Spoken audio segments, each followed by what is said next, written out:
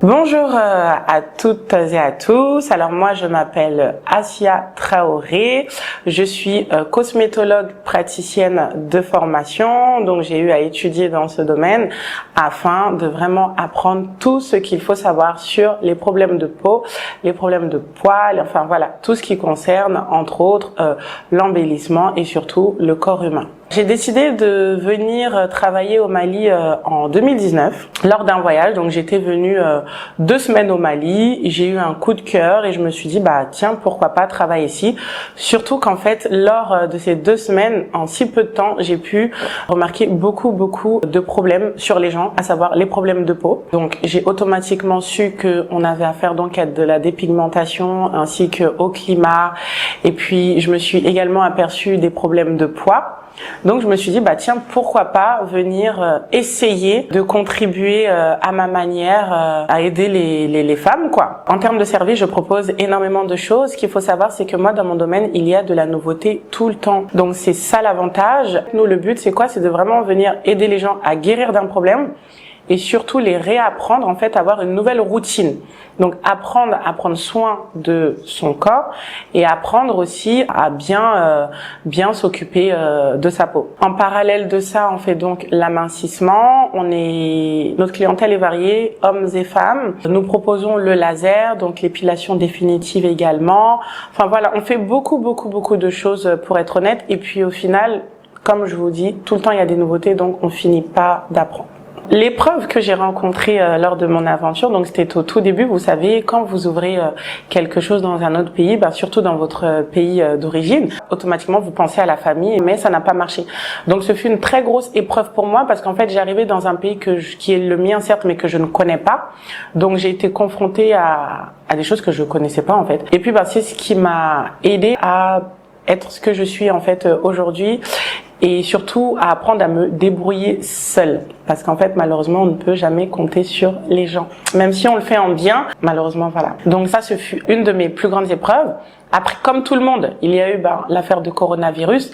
Donc c'est vrai que lorsqu'on vient d'ouvrir une entreprise et que au bout de quelques mois, il y a une pandémie de, je sais plus, 8 mois, on va dire pratiquement même 1 an, c'est la panique totale. Donc ça c'est vraiment mes 2 grandes épreuves, mais je remercie Dieu, franchement en dehors de ça j'ai rien eu de particulier. Les Maliens sont très chaleureux, franchement. Après, il y a des bons et des mauvais un peu partout, ça c'est sûr. Mais sinon, non, mon installation s'est bien passée. Je suis tombée sur un mauvais cas une seule fois, c'était dans mes débuts. Mais après, depuis ce temps, j'ai été totalement facilitée. Je crois qu'en fait, c'était la grosse épreuve de toute l'aventure, quoi.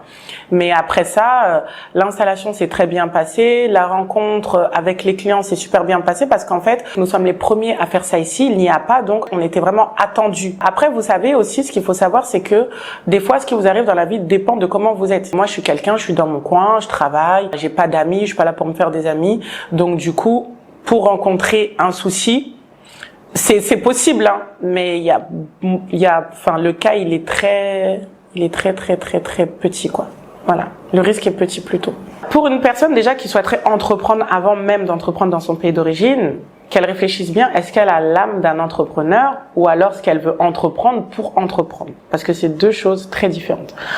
Ensuite, un deuxième conseil, est-ce qu'elle est entrepreneur ou est-ce qu'elle est gestionnaire? Ça, c'est encore 2 choses très différentes parce qu'il y a des gens qui veulent entreprendre mais ils veulent pas sortir d'argent. Donc, mieux vaut s'occuper de la gestion à ce moment-là que plutôt prendre les rênes. Parce qu'en fait, un entrepreneur, c'est quelqu'un qui a des idées tout le temps et qui veut tout faire à la fois. Donc, lorsqu'on ne fait pas ça et qu'on ouvre, au final, on va tout droit dans le mur. Donc, du coup, moi, le conseil que je vous donne, c'est déjà de faire quelque chose que vous aimez, d'apprendre la chose. Ne le faites pas parce que telle ou telle personne le fait. Allez vous former, faites les études pour, et puis aimez ce que vous faites. Mais par-dessus tout, le plus important de tout ça, restez toujours honnête, quoi qu'il arrive. On travaille certes pour l'argent, mais il faut pas qu'au final, cette recherche d'argent, en fait, devienne ce qui va faire tomber notre entreprise. Donc, faut toujours, en tout cas, un entrepreneur, pour moi, doit toujours être honnête dans tout ce qu'il fait. Et puis, il faut aussi se dire, en tant qu'entrepreneur, c'est vrai que moi, je suis très spirituelle, qu'en fait, tout ce qui vous arrive, ça doit vous arriver. Si vous ne l'avez pas, c'est que c'était pas destiné pour vous. Et pour ceux qui veulent entreprendre, franchement, l'Afrique, c'est quelque chose qu'il faut construire. Il y a énormément d'avantages. Il y a beaucoup d'opportunités. Il faut juste jouer les bonnes cartes. En plus, vous créerez de l'emploi. Donc, c'est vraiment très bien. Après, tout est une question de détermination. Il faut vraiment être déterminé. Vous allez rencontrer des hauts et des bas, c'est obligé, ça fait partie de l'aventure, mais il faut pas se décourager, faut pas lâcher, faut pas retourner en arrière. Il faut vraiment foncer et puis voilà. En tout cas, je conseille vivement aux gens de faire un retour dans leur pays d'origine parce que c'est vrai qu'on est né et grandi en France, on a notre culture française, c'est notre identité, on ne peut pas l'enlever, mais c'est toujours bien de venir en faire profiter d'autres personnes, surtout si ça peut créer de l'emploi. Parce que l'avantage, c'est qu'on a des connaissances approfondies.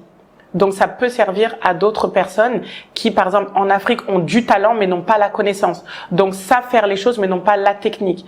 Donc si on peut les aider, de toute façon c'est une aide mutuelle, c'est toujours mieux. Étoile, c'est moi qui me viens en tête parce que je trouve que j'ai quand même une très bonne étoile méchale. Donc franchement moi, sans être prétentieux bien évidemment, je vais pas vous mentir.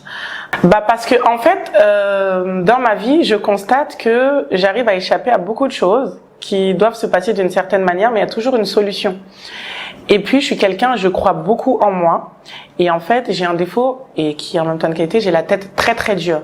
Donc en fait, mon étoile, je me dis en fait si c'est pas moi et puis Dieu, je peux pas compter sur quelqu'un. On essaie de faire confiance, on voit que ça marche pas et après il faut foncer soi-même.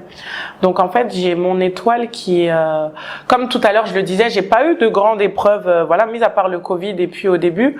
Donc c'est pour ça qu'en fait mon étoile, je me dis que c'est moi.